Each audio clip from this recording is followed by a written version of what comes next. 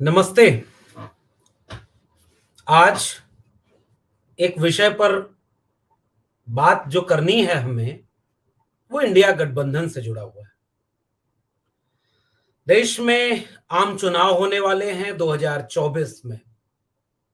2024 में जो चुनाव है, ये लोग ये ऐसा कहते हैं कि बहुत बड़ा चुनाव है।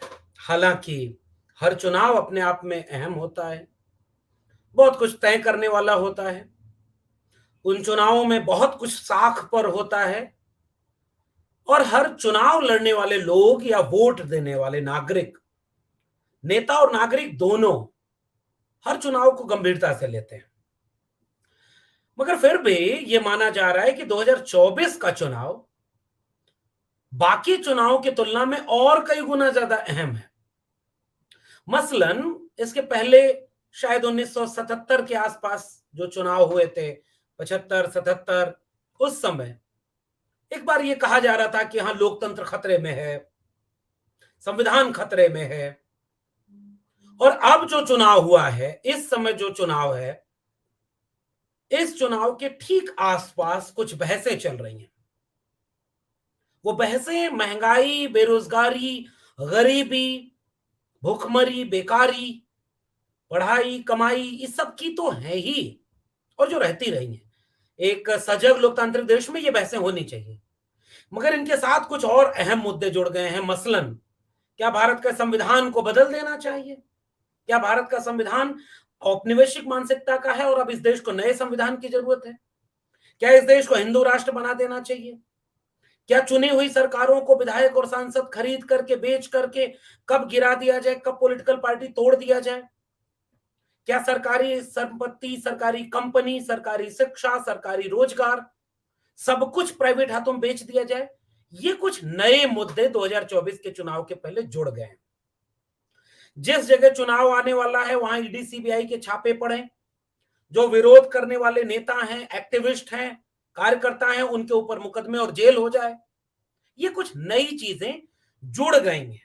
मैं ये नहीं दावा कर रहा कि इसके पहले ऐसा नहीं होता रहा, लेकिन अब ये सब कुछ चुनाव और राजनीति को नियंत्रित और संचालित कर रही हैं ये घटनाएं।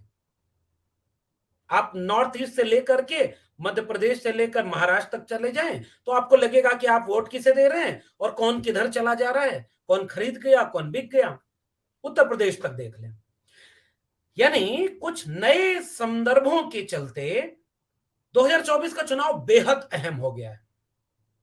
इसलिए जो अकेला शेर सब पर भारी है, बयान देने वाले प्रमुख नेता के अगुआ लोग भी ये अब गठबंधन की बैठक करते हुए बता रहे हैं, जो कि पहले कभी नहीं हुई। मतलब चुनाव के समय आसपास हुई रही होगी, लेकिन जब से उन्हें कुर्सी मिली तब से उन्हें कोई गठबंधन की बैठक नहीं हुई। यानी अब उन्हें भी ये दिखाना पड़ रहा है कि हम सबको लेकर के चलेंगे। तो एनडीए भी अपने गठबंधन का कुनबा बढ़ा रहा है और लगातार उस पर ये कोशिश कर रहा है कि हम कैसे ज्यादा से ज्यादा लोगों को जोड़ सकें। वहीं दूसरी तरफ तमाम विपक्षी दल मिलकर के इंडिया गठबंधन बनाए हुए हैं और उसकी बैठक 31 अगस्त और 1 सितंबर को मुंबई में होने वाली है।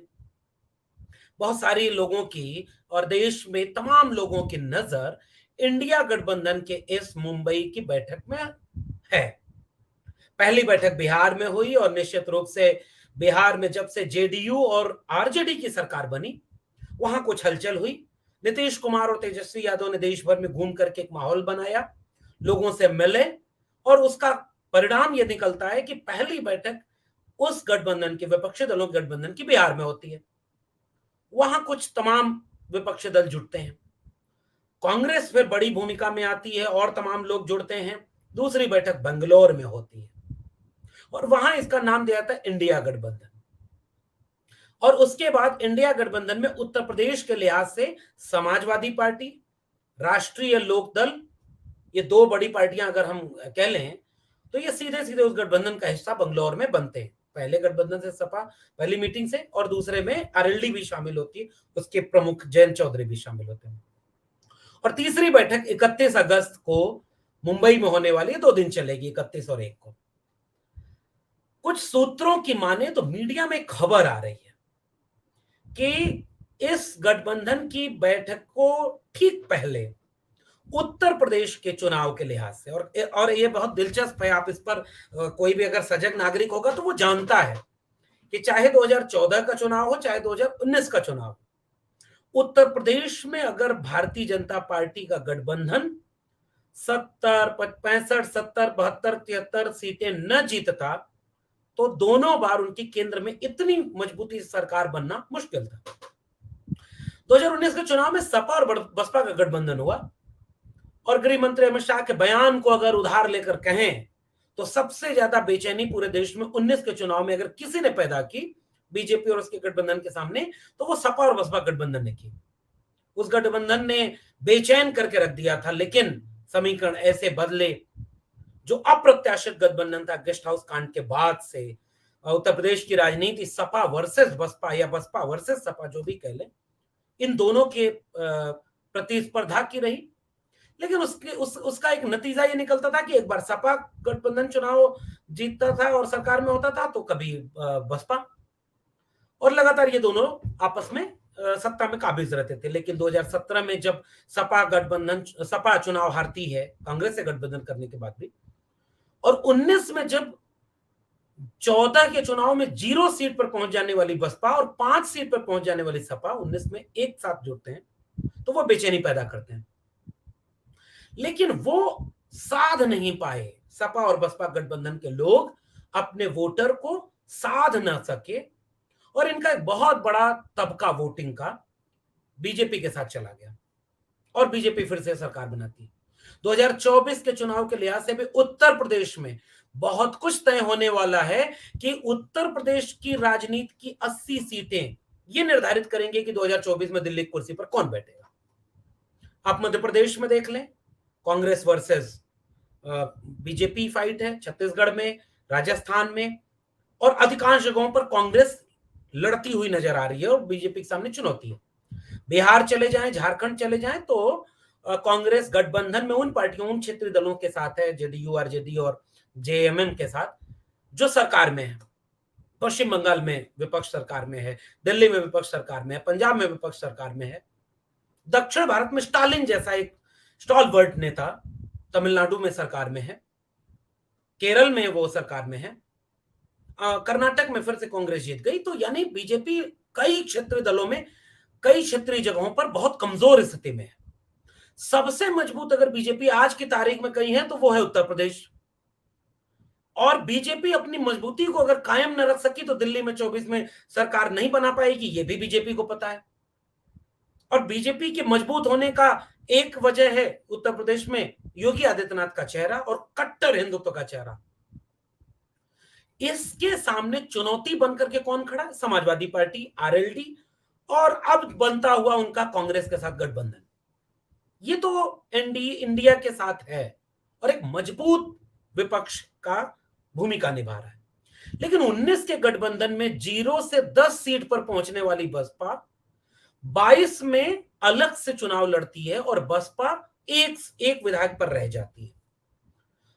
बसपा सुप्रीमो प्रचार के लिए जाती भी नहीं है, और इसके कई वजह हो सकती है, हमें उसका बहुत वैध वजह नहीं पता, तो हम उस पर कोई टिप्पणी नहीं कर रहे। लेकिन 22 के चुनाव में समाजवादी पार्टी, आरएलडी का गठबंधन, ओम प्रकाश राजभर की पार्टी का गठबंधन 19 सीटों से खुद को 47 से 125 तक पहुंचा ले जाता है। लेकिन बसपा एक पर पहुंच जाती है, और 2023 में आते आते बसपा प्रमुख ये कहती हैं कि अब हम किसी से गठबंधन नहीं करेंगे क्योंकि वोट ट्रांसफर नहीं होता। और ये बात तब याद रखनी चाहिए कि जब 14 में 0 सीट वाली बसपा 19 में 10 सीटों पर पहुंच गई, 10 विधायक सांसद हैं बसपा के। वो बसपा कहती है कि हमारे वोट ट्रांसफर, हमारे तो दूसरों को हो जाते हैं, दूसरे के हमारे पर नहीं होते, जबकि आंकड़े कुछ और कर रहे हैं। ऐसे वक्त में बसपा का प्रमुख का निर्णय कि हम अलग से चुनाव लड़ेंगे। लेकिन आज, कल और आज में डेवलपमेंट ये दिख रहा है कि बसपा प्रमुख भी चाहती हैं कि इंडिया से गठबंधन हो जाए, और इंडिया गठबंधन भी चाहता है कि बसपा को हम शामिल करें, क्योंकि दोनों ये बात, अगर वाकई वो बीजेपी को हराना चाहते हैं उत्तर प्रदेश में, तो दोनों खेमों को, यानी बसपा प्रमुख को भी और इंडिया गठबंधन को भी इस बात का बखूबी अंदाजा है कि अगर हम मिलकर न लड़े उत्तर प्रदेश में, यानी ऐसा भी नहीं है, मैं दावा नहीं कर रहा हूं कि अगर मिलकर लड़ेंगे तो इंडिया गठबंधन यानी सपा बसपा कांग्रेस आरएलडी सब मिलकर लड़ेंगे तो 80 की 80 सीटें जीत जाएंगे। विश्लेषण में ये दावे नहीं किए जाते, लेकिन हां इतनी सीटें तो जीत सकते हैं कि 24 की सरकार कौन तय करेगा, ये उत्तर प्रदेश तय करेगा, यहां तक पहुंच सकती है।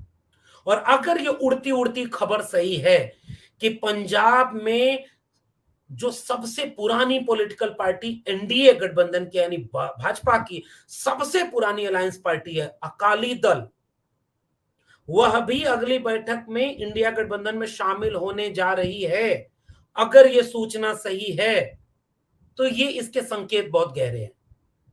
और ठीक ऐसे ही ये जो सूत्र बता रहे हैं, अभी पता नहीं इसमें कितनी सच्चाई है, लेकिन यहां से एक दिशा दिख रही है कि अगर इंडिया गठबंधन को 24 में बीजेपी को केंद्र में हराना है और इंडिया गठबंधन की सरकार बनानी है, तो उसकी सबसे बड़ी battlefield, challenging battlefield Uttar Pradesh है, इसमें कोई दो राय नहीं है। और इस चैलेंज को दूर करने के लिए सबसे एक सुखद और सकारात्मक रास्ता इंडिया गठबंधन के लिहाज से अगर कोई है तो वो ये है कि सपा कांग्रेस आरएलडी के साथ बसपा भी अलायंस करे।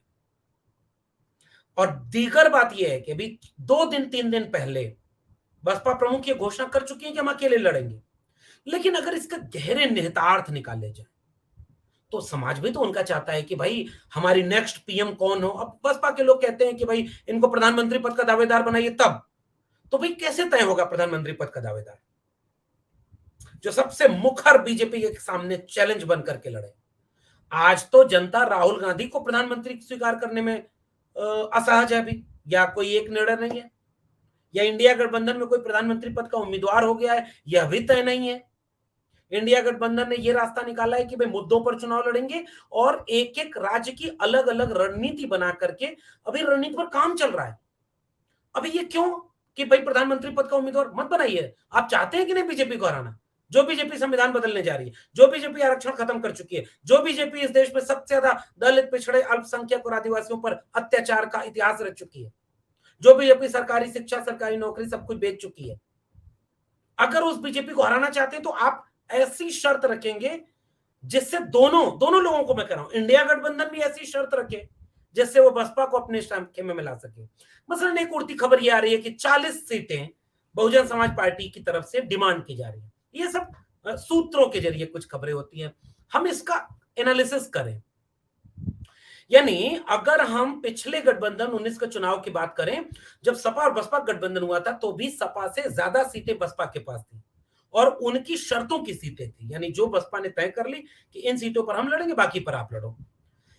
अब मेरा मानना यह है कि बहुजन समाज पार्टी की प्रमुख मायावती जी का चूंकि राजनीतिक कद, यानी राजनीतिक कद जो मैं कह रहा हूं तो उनका संघर्ष, उनकी पृष्ठभूमि, उनका संघर्ष, उनका शासन करने का तरीका और उनकी विचारधारा, इसके आधार पर अगर आप निर्णय लें तो इस निर्णय को बहुजन समाज पार्टी के प्रमुख को के नेतृत्व में लेना चाहिए। लेकिन अब मुझे लगता है कि जब लोगों के बीच भरोसा, इंडिया गठबंधन तय नहीं कर पा रहे कि बसपा को बुलाएं ना बुलाएं, जैसे अब ओम प्रकाश राजभर की पार्टी उत्तर प्रदेश में क्या कर रही थी, आजमगढ़ के उपचुनाव के बाद लगातार राजभर टीवी चैनल पर अखिलेश यादव के खिलाफ बोलना शुरू करते हैं और उसकी परिणति ये होती है कि वो गठबंधन तोड़ करके भाजपा में चले गए। मेरा मानना है कि बहुजन समाज आज यहां खड़ा है कि बहुजन समाज पार्टी आज की तारीख में भाजपा के साथ तो नहीं जा सकती, ऐसा मेरा मानना है। और बहुजन समाज पार्टी आज, ये मैं जानता हूं कि 3 बार उनके साथ वो सरकार बना चुकी है, बहुत सारे अतीत के पन्नों को छोड़ देते हैं, लेकिन आज की तारीख में चूंकि बहुजन समाज में एक जागरूकता पैदा हुई है, एससी एसटी ओबीसी कम्युनिटी में एक जो जागरूकता पैदा होती, इसका दबाव है कि बहुजन समाज पार्टी, और जिसका राजनीतिक व्यवहार भी ऐसा रहा है कि वो प्री पोल अलायंस नहीं करती, बसपा प्री पोल अलायंस नहीं करती, पोस्ट पोल कर सकती है। मैं तो ये मानता हूं कि पोस्ट पोल अलायंस में भी बहुजन समाज पार्टी बीजेपी के साथ सरकार बनाएगी, मुझे इसमें विश्वास नहीं होता, क्योंकि उनका समाज आज इतना जागरूक है, वो जान रहा है कि संविधान का दुश्मन और हमारे सोशल जस्टिस का दुश्मन कौन है। आप कांग्रेस से लड़ सकते हैं, आप, हम जानते हैं कि राजस्थान में क्या हो रहा है और बाकी जगहों पर क्या हो रहा है, कांग्रेस की सरकार जहां है वहां क्या हो रहा है, लेकिन आप उससे लड़ करके उसका लोकतांत्रिक ढंग से गिरेबान पकड़ करके अपना मनवा सकते हैं। आप आंदोलन कर सकते हैं। आप बीजेपी से लड़ेंगे तो कब आपके घर पर बुलडोजर चलेगा, कब आप जेल में होंगे, कब आप अच्छी बात बोलने के लिए मुकदमे पे होंगे, कब कोई ऐसी वीडियो आप वायरल कर रहे हो जिसमें कोई शिक्षिका गलत बोल रही हो और आप वीडियो जो लगा रहे हो आप ही जेल में चले जाएं, आप मणिपुर की वीडियो लीक कर रहे हैं आप ही जेल में चले जाएं। ये सब तो बीजेपी कर रही है। इसलिए मुझे लगता है कि Bahujan Samaj party post poll alliance में भी वैचारिक और राजनीतिक लिहाज से तो बीजेपी के साथ नहीं जा सकती। हाँ, वो तरीके अगर बीजेपी अपना लेती है जो महाराष्ट्र में अपनाई, तो फिर तो पॉलिटिकल पार्टियां तोड़ ली जा रही हैं, उनके सारे के सारे विधायक चले जा रहे हैं दूसरी पार्टी में और सरकार बन जा रही है, बदल जा रही है। ऐसा कुछ हो तो बसपा किसके साथ खड़ी होगी मुझे नहीं पता, लेकिन वैचारिक रूप से उनके साथ नहीं खड़ी हो सकती। तो रास्ता क्या निकलता है? इंडिया गठबंधन और बसपा में ये एक रास्ता निकल सकता है कि 40 सीटों की बजाय, अगर आप 40 सीटें मांग रही हैं, तो मेरा मानना है कि इंडिया गठबंधन में उत्तर प्रदेश कुछ ऐसी शर्तें बनाए कि आपके पास आरएलडी भी है, तो आरएलडी को भी आप पश्चिम में एक मजबूत केंद्र मान करके अगर तकरीबन 5 सीटें दें, आपके पास चंद्रशेखर आजाद की आजाद समाज पार्टी है, तो भाई 1-2 सीटें तो उनको बनती हैं। आपके पास अगर पूर्वांचल में कोई धड़ा जुड़ता है और जुड़ सकते हैं, इसमें कोई आश्चर्य नहीं। समाजवादी पार्टी एक प्रमुख विपक्षी दल है, उसके पास 125 विधायक हैं, तो उसका दावा भी ज्यादा होगा। लेकिन दिल बड़ा करके, अब अखिलेश यादव का तो बयान बार बार आ रहा है कि भाई हमने तो हर गठबंधन में खुद पीछे रह करके अपने गठबंधन के साथी को आगे रखा, और ये बात दीगर भी है कि 19 के गठबंधन में सपा से ज्यादा सीटें बसपा के साथ थी और उनकी उनकी वरीयता की सीटें थी, उनके चयन की सीटें थी, और उसका फायदा बसपा को मिला। 10 सीटें बसपा जीतती है।